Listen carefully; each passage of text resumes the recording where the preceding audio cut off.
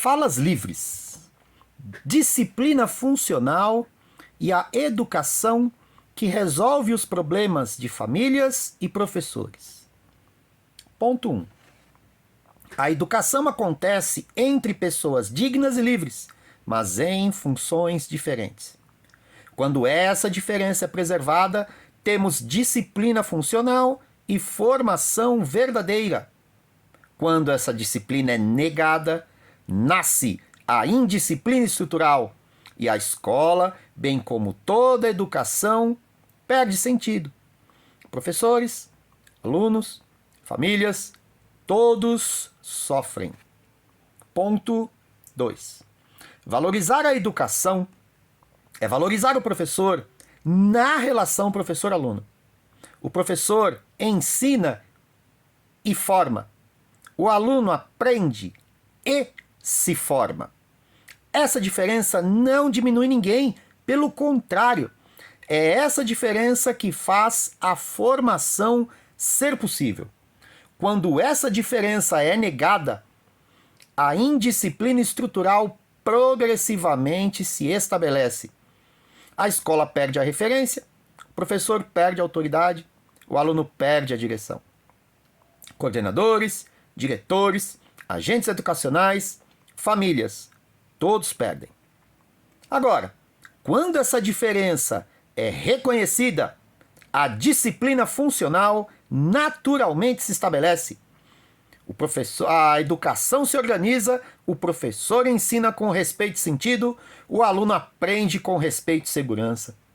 E então, coordenadores, diretores, agentes educacionais, famílias, todos ganham. Ponto 3. O sentido da escola sempre foi transmitir cultura e conhecimento estruturado e poderoso, formar a capacidade de pensar e de discernir e construir caráter moral e responsabilidade. Mas sem disciplina funcional, sem rotina, a escola perde o sentido e passa a ser ou lugar apenas de convivência, depósito de crianças e jovens, ou lugar apenas de acolhimento, proteção emocional e gestão afetiva, lugar onde se tem receio de dizer não às crianças e jovens, quando necessário. E então ela deixa de formar o aluno. E se o aluno não se forma, ele não aprende a sustentar a atenção e o foco, não desenvolve autocontrole, não adquire responsabilidade e não enfrenta a realidade. E sem formação, não há futuro. Ponto 4. A escolarização obrigatória foi uma consequência política da preocupação da sociedade justamente com essa formação, com o futuro de nossas crianças e jovens. Ela estabeleceu a educação como um bem público global e, com isso, aprender se tornou obrigação para elas. Assim, a aprendizagem tornou-se condição de existência da escola, juntamente com as condições que lhe dão sentido. Portanto, um lugar onde nossos bens mais preciosos, filhos e alunos, não têm a opção de não aprender. Eles têm que aprender, sob pena disso não acontecer, de prejuízos futuros. E, nesse caso, a autoridade do professor é essencial para a garantia da aprendizagem, do desenvolvimento e da formação moral de nossas crianças e jovens, em uma palavra, para o nosso futuro. E, de novo, existe aqui a diferença entre professor e aluno, não em dignidade e liberdade, mas na relação e em funções diferentes. E tal diferença é reconhecida pela disciplina funcional na forma da relação professor-aluno. Assim, todos ganham e o nosso futuro estará delineado. Ponto 5. A forma da educação é exatamente a relação educativa professor-aluno. Educativa pois forma, quer bem e quer o bem para nossas crianças e jovens.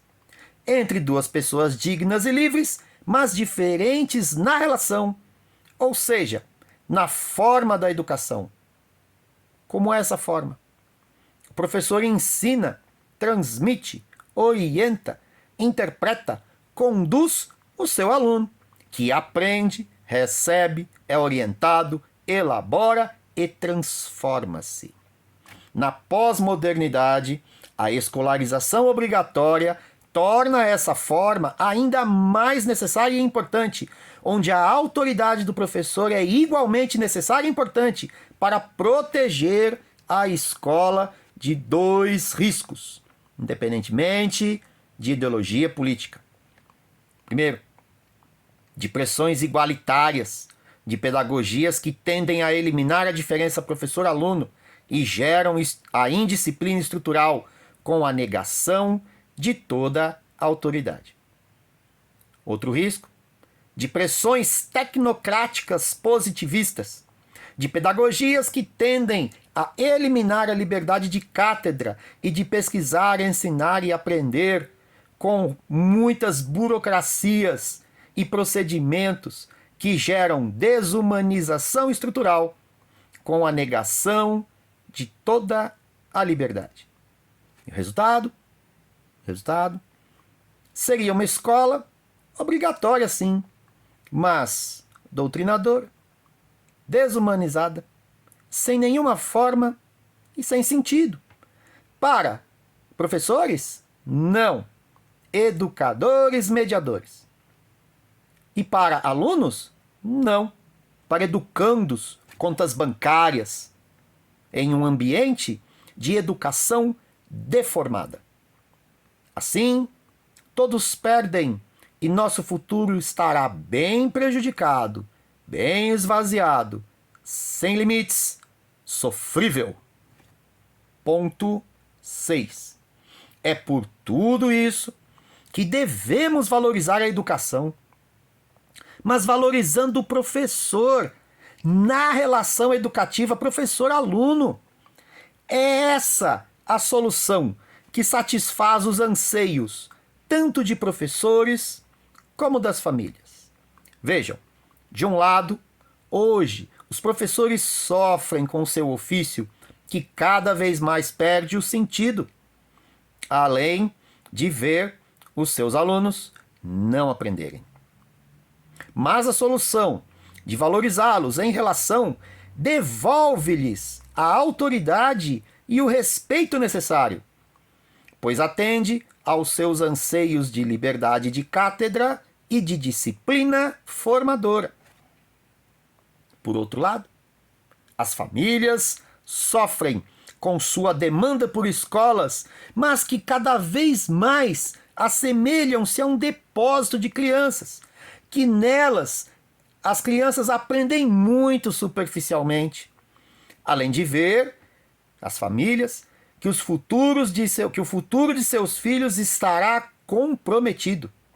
Mas a solução de valorizar a educação, valorizando os professores em relação, devolve às famílias a autoridade e a esperança necessárias, pois atende aos seus anseios de ver seus filhos aprenderem realmente com liberdade e disciplina que forma caráter.